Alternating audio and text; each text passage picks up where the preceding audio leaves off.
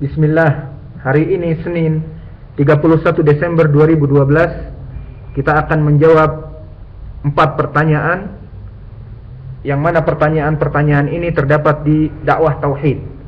Adapun tentang teks pertanyaan tidak akan kami baca.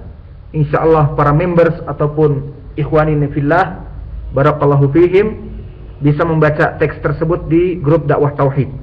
Pertanyaan yang pertama dari Desi Erviana yang menanyakan tentang tunangan di dalam Islam itu ada apa tidak dan bagaimana hukum-hukumnya. Maka kita jawab, tunangan di dalam Islam ada. Dinamakan dengan al-khitbah, dengan kasrah bukan dengan dhammah, karena dengan dhammah jadi khutbah seperti khutbatul Jum'ah dan sebagainya. Adapun al-khitbah dengan kasrah, definisinya seperti disebutkan oleh para ulama adalah hiya idharur raghbah fi zawaj bi imra'ah muayyanah, pengejawantahan dari laki-laki kepada dara tertentu tentang perasaan cintanya untuk dijadikan menjadi istrinya kelak. Wa i'lamul mar'ah waliyaha bidzalik, dan pengejawantahan rasa cinta ini kepada wali dari si dara tersebut. Inilah yang membedakan antara khitbah dengan pacaran yang haram. Di mana pacaran yang haram di sini ketemu antara boyfriend dengan girlfriend. Si boyfriend di sini ketemu di sekolah atau di kampus dan sebagainya, dia mengejawantahkan rasa hatinya kepada si perempuan tersebut, I love you dan sebagainya. Dan si perempuan tersebut langsung menjawab I love you too, maka langsung menjadi jadian pacaran. Ini yang diharamkan. Tetapi al-khitbah di sini pengejawantahan rasa cinta tersebut, ingin memiliki si perempuan tersebut dikatakan kepada bapaknya. Dan cukup pengejawantahan rasa cinta ini bisa langsung antara khatib kepada keluarganya ataupun dari keluarga si khatib tersebut, dari bapaknya, kakaknya, ataupun temannya dan sebagainya. Maka dari permasalahan khitbah di sini ada beberapa hukum-hukum yang disebutkan di dalam hadis yang sahih. Hukum-hukumnya di antaranya adalah jika telah disepakati bahwa si fulan telah meminang anak dari fulan dan diumumkan, maka telah syahlah pembukingan si anak perempuan tersebut, si dara tersebut untuk si fulan. Kelak akan dinikahkan di tanggal demikian ataupun di bulan demikian ataupun di tahun depan dan sebagainya. Maka pada saat itu ada hukum di dalam Islam, tidak boleh ada laki-laki lain yang meminang si perempuan yang sudah di-booking ini. Mana dalilnya? Seperti dikeluarkan oleh Imam Al-Bukhari dari Abu Hurairah. Berkata Rasulullah sallallahu alaihi wa ala alihi wasallam, "Wala yakhtubu ala khutbati akhi." Tidak boleh seseorang meminang di atas pinangan saudaranya yang lain. Namun di sini dikecualikan dengan 2 perkara. Perkara yang pertama, jika si peminang yang pertama tadi membatalkan pinangan tersebut dengan beberapa faktor, seperti faktor rezeki, sampai waktu yang ditentukan belum ada rezekinya, ataupun dari faktor hubungan interaksional, dia mempunyai problem besar dengan keluarga calon istrinya tersebut, sehingga terjadi su' tafahum, terjadi perdebatan yang keras, sehingga di antara mereka saling memutuskan hubungan. Maka di sini boleh untuk laki-laki yang kedua, ketiga, keempat untuk meminang si perempuan tersebut. Mana dalilnya? Seperti dikeluarkan oleh Al-Bukhari dan Muslim, muttafaqun alaih, dari Ibnu Umar. Berkata Rasulullah sallallahu alaihi wa ala alihi wasallam, "Wala yakhtubu ala khutbati akhihi illa," dikecualikan di sini, "an ya'dzana lahu," kecuali jika telah diizinkan oleh peminang yang pertama. Jadi si peminang yang pertama sudah memutuskan, maka boleh pihak kedua dan ketiga dan keempat dan seterusnya untuk meminang si perempuan tersebut. Dan juga bisa jadi pemutusan peminangan ini dari pihak istri. Misalnya laki-laki yang meminang di sini telah menjanjikan akan datang setahun lagi, kemudian setelah itu tidak ada khobar, baik dari surat, baik dari telepon, baik di Facebook ataupun di email, gak ada khobar sama sekali.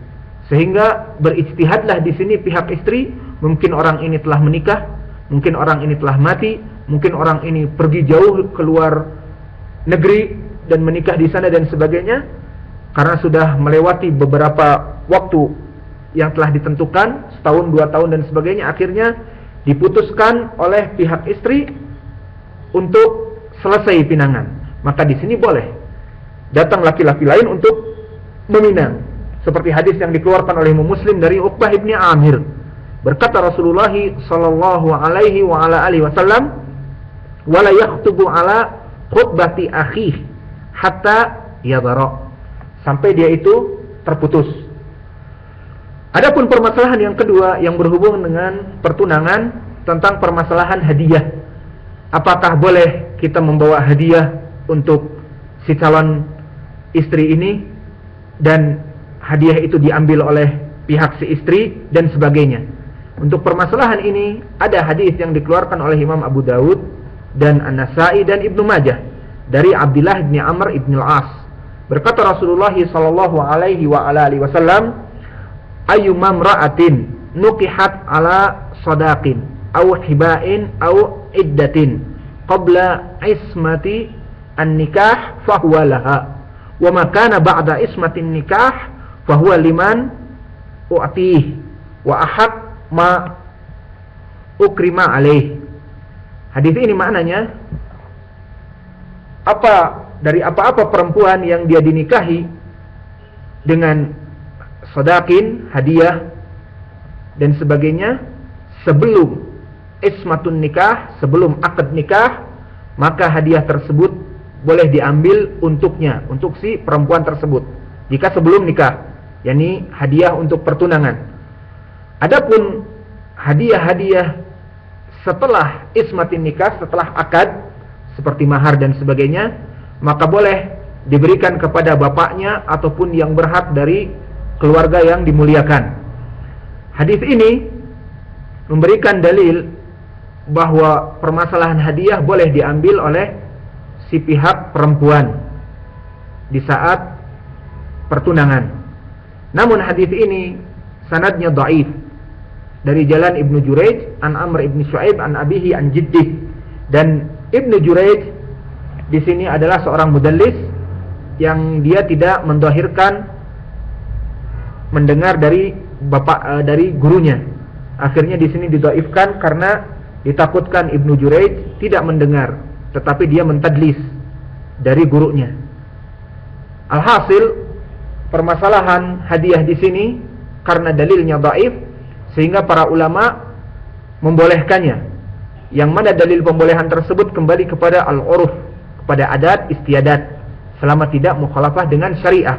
Maka boleh jika seseorang yang mau meminang dari keluarga fulan, dia menanyakan kepada keluarga tersebut ataupun mengetahui adat istiadat dari keluarga tersebut. Misalnya dia menanyakan dari bapak si peminang ini ataupun dari keluarga yang dipinang ini, apa sih biasanya hadiah yang diminta oleh mereka. Misalnya dikatakan mereka meminta misalnya baju baru ataupun cincin ataupun jilbab dan juga misalnya jam tangan. Dan ini yang kita ketahui di Yaman kebanyakan seorang khatib, terutama ahlu sunnah, jika melaksanakan khitbah dia membeli jam tangan ataupun cincin ataupun pakaian dan sebagainya. Maka hukumnya boleh dari segi uruf. Adapun hadis kita ketahui tadi dhaif.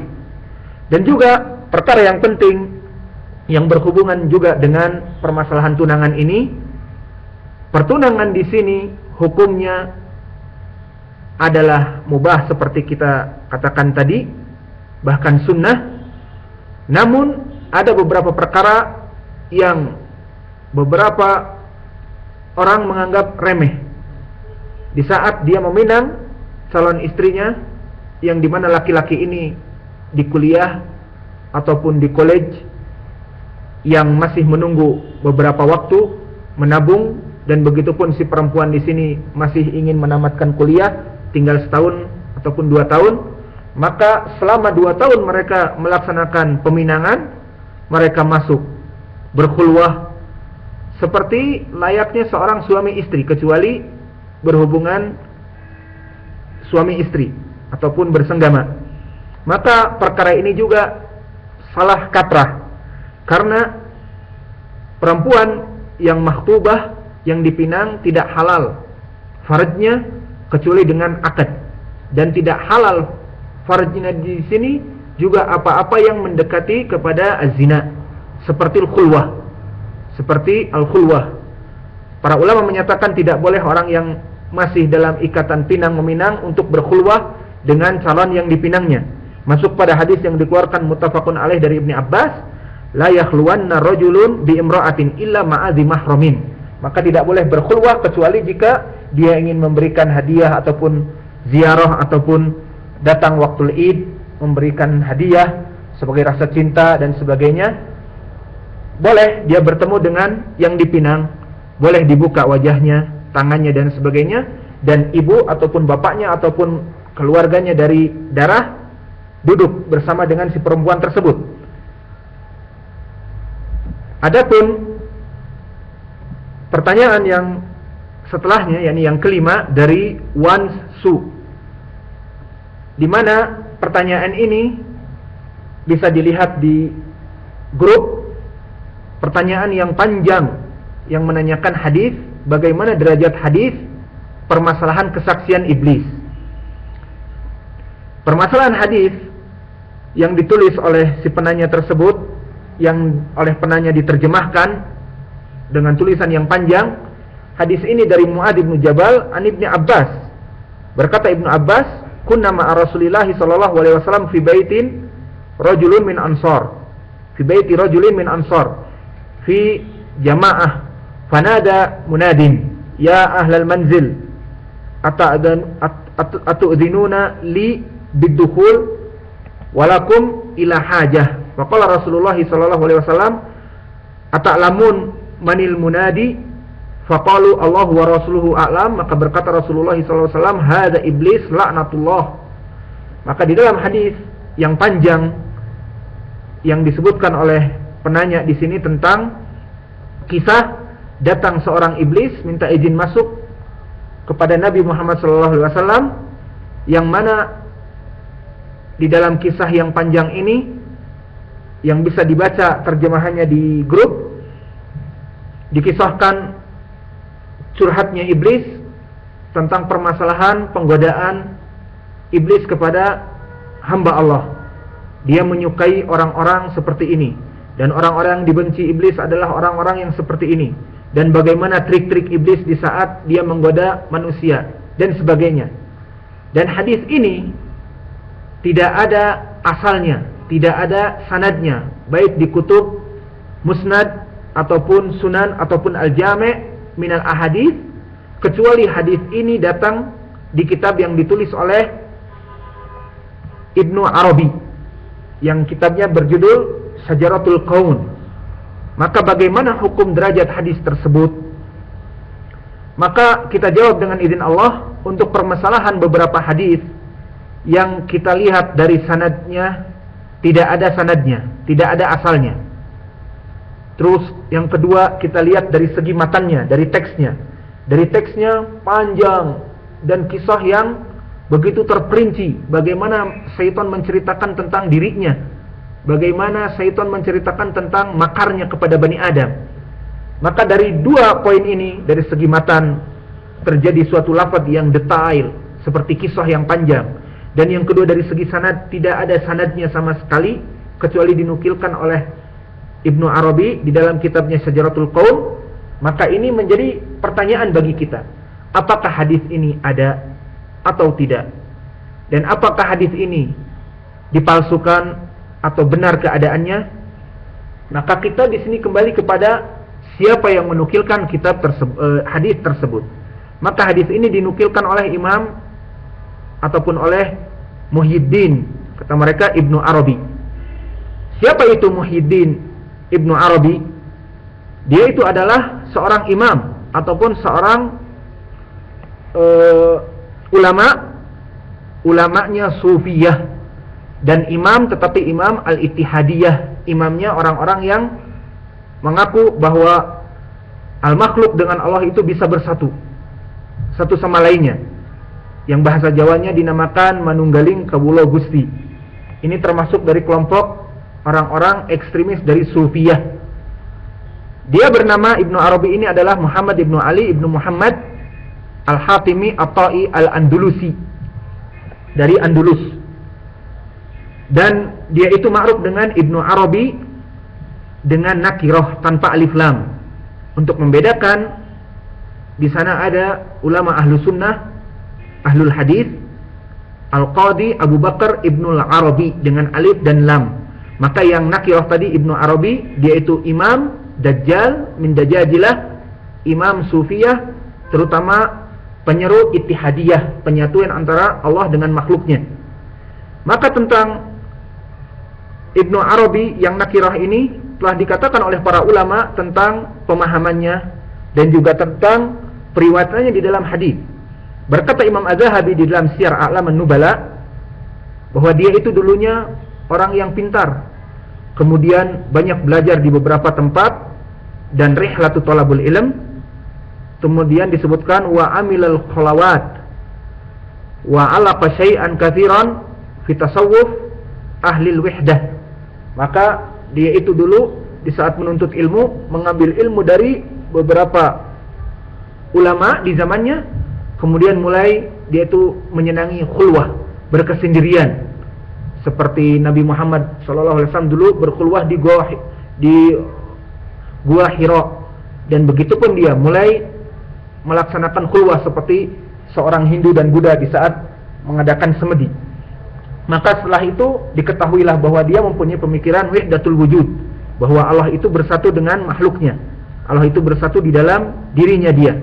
Maka dia menyatakan al-khaliq wal makhluk wahdatun wahidah, bahwa Allah dengan makhluknya itu sama dan bisa masuk kepada makhluknya. Ini adalah pemikiran yang sesat. Adapun Ibnu Arabi di sini mempunyai beberapa kutub yang banyak, dan kata Imam Az-Zahabi yang paling parah dari kutubnya yang terdapat di dalamnya kesyirikan dan terdapat di dalamnya kekufuran adalah Fususul Hakam. Dikatakan oleh Imam Az-Zahabi, wa man arada tawalifihi wa min ardai tawalifihi kitab Al-Fusus. Maka dari paling buruknya karangan dia adalah kitab Al-Fusus. Fa in kana la kufra fihi fama fid dunya kufrun. Maka jika di dalamnya tidak ada kekufuran, maka tidak adalah di dunia ini definisi kekufuran. Menyatakan bahwa di dalam kitab Al-Fusus di sini kekufuran yang besar. Al-Khulasah, Ibnu Arabi di sini selain akidahnya yang bobrok dan rusak, juga dari segi ilmu hadis dia itu tidak mempunyai amanah. Disebutkan oleh para ulama seperti Ibnu Daqiqil Id dan yang lainnya, dikatakan bahwa Ibnu Arabi syekhun kazzab, syekh yang pendusta besar. Al-Khulasah, hadis ini kita hukumi sebagai hadis yang palsu dengan pendekatan yang kita sebutkan tadi. Pertama, tidak ada sanadnya, dan yang kedua, dari segi matanya kisah yang panjang dan terperinci sekali. Seandainya itu hadis dari sahabat, maka sahabat tidak akan membeberkan hadis yang panjang seperti itu, kisah yang didramatisir. Kemudian yang ketiga, hanya tertulis kitab itu di kitab seorang dajjal min dajajilah Ibnu Arabi, pendusta. Maka kita syak di sini tentang keadaan hadis tersebut, dan insyaallah hadis itu adalah hadis yang maudhu, hadis yang palsu. Wallahu a'lam. Adapun pertanyaan yang keenam, Assalamualaikum, bertanya di sini tentang permasalahan seseorang yang masuk kepada jamaah, kemudian didapati imam itu telah ruku. Maka apakah setelah saya ikut ruku kepada imam tersebut, maka harus melaksanakan salat lagi atau tidak? Untuk permasalahan ini memang telah terjadi khilaf antara ulama menjadi dua ucapan. Ucapan yang pertama, pendapatnya jumhur ulama seperti Al-A'imah Al-Arba'ah, Mereka menyatakan barang siapa yang mendapati imam ruku, seorang masbuk ini mendapati imam ruku, maka dia termasuk mengikuti rakaat tersebut bersama imam. Adapun ucapan yang kedua, jika didapati imam ruku berarti dia tidak membaca Al-Fatihah. Dan kalau tidak membaca Al-Fatihah berarti si rakaat tersebut tidak terhitung menjadi rakaat walaupun mendapati imam dalam keadaan ruku.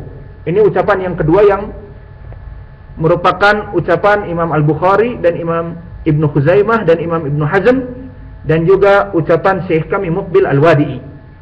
Lalu bagaimana yang rajih? Wallahu a'lam, yang rajih adalah ucapan yang kedua. Adapun pendalilan dari ucapan yang pertama yang menyatakan cukup dengan rukuknya imam berarti termasuk mendapatkan satu rakaat, dalilnya adalah hadis yang dikeluarkan oleh Ashabus Sunan dari Abu Hurairah. Berkata Rasulullah SAW, "Idza ji'tum ila shalah wa nahnu sujud, fasjudu wa la ta'udduha syai'an, wa man adraka rak'ah faqad adraka as-shalah." Maka barang siapa, kata Rasulullah SAW, masuk kepada jamaah dan kami sedang sujud, maka sujudlah dan jangan ditambah lagi satu rakaat. Barang siapa yang mendapati seseorang masbuk mendapati imam lagi ruku, maka salatlah dan tidak ditambah dengan rakaat yang lain, telah dihitung rakaat tersebut. Maka hadis ini yang dikeluarkan oleh Imam Abu Daud, sanadnya dhaif sekali. Ada di sanadnya Yahya bin Abi Sulaiman Abu Saleh Al-Madani, di mana Imam Al-Bukhari berkata dia itu munkarul hadis, dan Imam Abu Hatim menyatakan hadisnya goncang, muttarib. Maka dari sini hadis ini dari Abu Hurairah dhaif sekali. Dan datang hadis lain dari Abu Hurairah juga yang lafadznya man adraka rak'ah minas shalah faqad adrakaha qabla an yaqimal imam salbahu.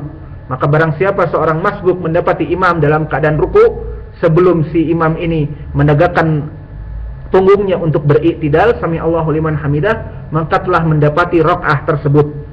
Maka hadis ini juga dikeluarkan oleh Imam Al-Baihaqi dan Daruqutni dhaif. Di dalam sanadnya Yahya Ibnu Abi Humaid yang dia itu adalah dhaif juga.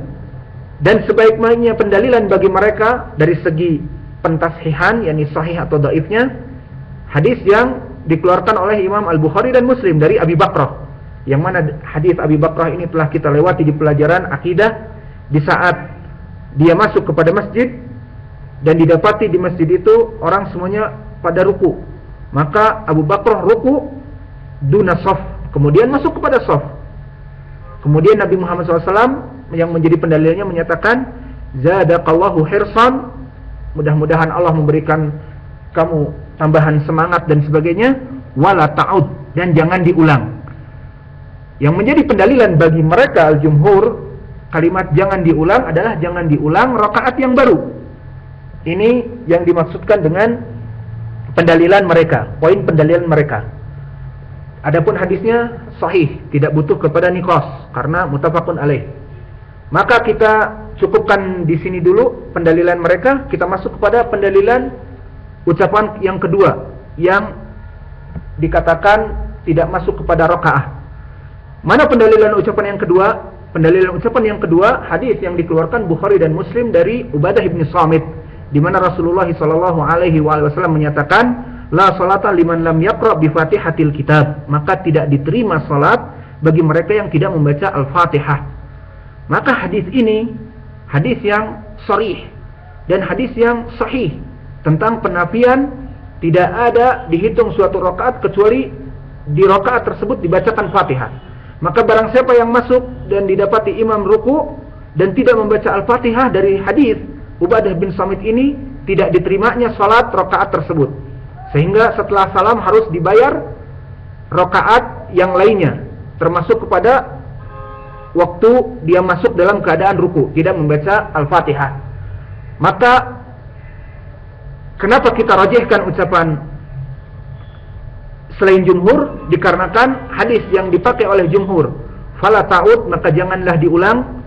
Di sini janganlah diulang janganlah diulang dikembalikan kepada rakaah, tetapi janganlah diulang perbuatan seperti itu, sebagai penggabungan antara hadis Ubadah bin Samit yang sahih dan juga hadis Abi Bakrah yang sahih. Sehingga ucapan jumhur fala ta'ud, jangan diulang kembali kepada salat rakaat dan sebagainya, itu adalah pendalilan yang jauh meskipun hadisnya sahih. Tetapi yang lebih baik adalah mengumpulkan dua dalil dari Ubadah bin Samit dan hadis Abi Bakrah. Makna fala ta'ud maknanya jangan diulangi perbuatan tersebut, yakni ruku duna sofin kemudian jalan kepada sof, itu yang jangan diulang. Maka kita cukupkan di sini. Adapun soal yang ketujuh sebagai pelengkap dari Abu Ahmad Herianto, maka jika seseorang masuk ke dalam jamaah dan mendapati imam sedang membaca surat dan orang tersebut membaca Al-Fatihah semampunya sehingga imam ruku, ketika orang tersebut belum menyelesaikan bacaan Al-Fatihahnya, apakah dia tetap terhitung dalam satu rakaat? Kembali kepada hadis yang tadi, la salata liman lam yaqra bi Fatihatil Kitab, dari Ubadah bin Samit. Maka orang ini meskipun masuk dalam keadaan ruku dalam keadaan berdiri dan dia membaca dengan cepat dan tidak sempat kemudian masuk kepada ruku, maka sebaiknya kita nasihati orang tersebut tidak takalluf dengan membaca Al-Fatihah dengan cepat, karena telah datang hadis yang dikeluarkan oleh Imam Al-Bukhari dan Muslim dari Abu Hurairah dan Abu Qatadah. Berkata Rasulullah sallallahu alaihi wasallam, "Idza ataitumus shalah fa alaikum bisakinah." Jika kamu mendatangi salat berjamaah, maka datanglah dengan pelan-pelan, santai, sakinah. Fama adraktum fasallu wa ma fatakum faatimmu. Maka jika kamu mendapati mereka telah salat, salatlah dengan mereka, dan apa-apa yang tertinggal maka sempurnakanlah. Maka dari hadis ini, bagi seorang yang masuk kemudian didapati imam sedang ruku ataupun pas pindahan ruku, ataupun didapati imam sedang membaca surat yang panjang yang hampir mendekati selesai bacaan tersebut, maka dia lari dan mengikuti, berdiri, bertakbir dan mengikuti berdirinya dengan imam, kemudian membaca Al-Fatihah dengan cepat, dan imam kemudian berpindah kepada ruku, maka dia belum menyelesaikan Al-Fatihahnya, terburu-buru dan kemudian ikut ruku agar bisa masuk ikut satu rakaah, maka perbuatan ini bukan perbuatan yang sunnah, karena dia pertama masuk secara terburu-buru, dan yang kedua didapati imam sudah mulai ruku dan dia masih membaca Al-Fatihah. Al-Khulasah, sebaik-baiknya ucapan dan perbuatan adalah sunnahnya Nabi Muhammad SAW, telah disebutkan oleh hadis Abu Qatadah tadi, jika masuk kepada salat datanglah pelan-pelan, kemudian jika didapati mereka sedang salat ikutilah, dan apa yang tertinggal maka disempurnakan. Maka bagi orang-orang yang tidak sempat untuk membaca Al-Fatihah dan sibuk dengan ruku, maka ikutlah ruku dan nanti dibayar satu rakaat lagi, dan ini yang mendekati dengan sunnah. Wallahu a'lam bissawab.